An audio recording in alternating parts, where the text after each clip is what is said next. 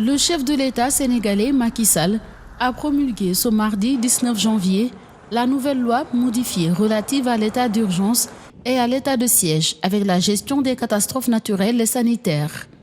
Cette annonce survient au lendemain de la décision de prolongation de l'état d'urgence pour une période de 8 jours. L'état d'urgence, il est lourd.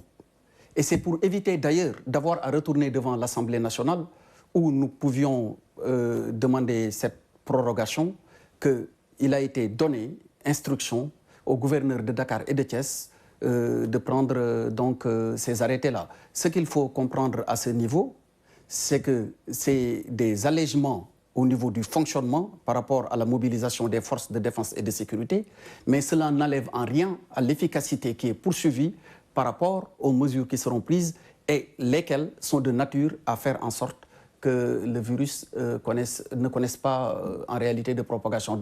Toutefois, un ancien parlementaire parle de violation de la loi car les gouverneurs n'ont pas la prérogative de restreindre les libertés selon la Constitution.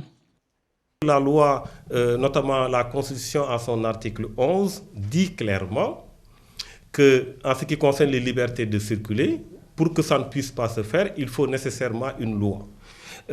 Aujourd'hui, il n'y a pas une loi en vigueur qui crée un régime d'exception. Parce que le régime d'exception, c'était avec l'état d'urgence. Cela a été décrété par le président de la République. Ça n'a pas été prorogé par l'Assemblée nationale. Donc on ne peut plus parler d'état d'urgence au moment où nous parlons.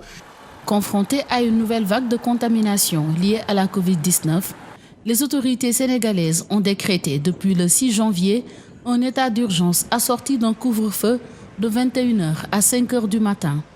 Pour rappel, le Sénégal a enregistré 23 392 cas de coronavirus depuis l'apparition de la maladie sur son territoire le 2 mars dernier.